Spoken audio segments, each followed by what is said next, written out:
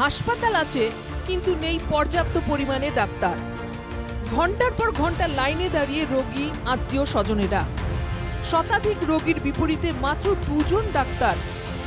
ডাক্তারের খোঁজে দুর্ভোগে রোগী ও আত্মীয় স্বজনরা। এই দৃশ্য বরপেটার মন্দিয়া আদর্শ চিকিৎসালয়ের। ডেন্টাল মেডিসিনের পাশাপাশি অর্থোপেডিক ডাক্তার নেই হাসপাতালটিতে। চিকিৎসার অভাবে চরম দুর্ভোগে পড়েছেন রোগী ও রোগীর আত্মীয় স্বজনেরা। ডাঙর এটা চিকিৎসালয়, কিন্তু বর্তমান যেটো পরিস্থিতি হৈ আছে চিকিৎসালয় নতুনকৈ আমাৰ ইয়াতে সিজাৰিঙৰ ব্যৱস্থা কৰা হৈছে। ইয়াতে আমাৰ গাইনোৰ ডক্টৰ দিয়া আছে, কিন্তু বাকী 3টা অৰ্থ, মেডিচিন আৰু ডেণ্টেলটো টোটেলি খালী হৈ আছে। ইয়াৰ কাৰণে আমাৰ ইয়াতে বহুতো অসুবিধাৰ সন্মুখীন হৈ আছে ৰাইজ। এইখন চিকিৎসালয়ত পৰ্যাপ্ত পৰিমাণৰ ইমান গৰমৰ মাজতো দেখা যায় যে ফেনৰ ব্যৱস্থা নাই।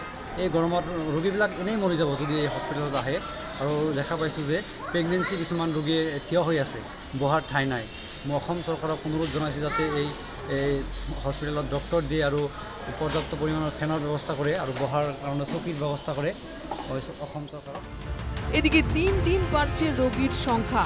সরকার তথা বিভাগীয় কর্তৃপক্ষের কাছে পর্যাপ্ত পরিমাণে চিকিৎসকের ব্যবস্থার আহ্বান এলাকাবাসীর। বাগবর থেকে ইউসুফ আলীর রিপোর্ট, NK টিভি বাংলা।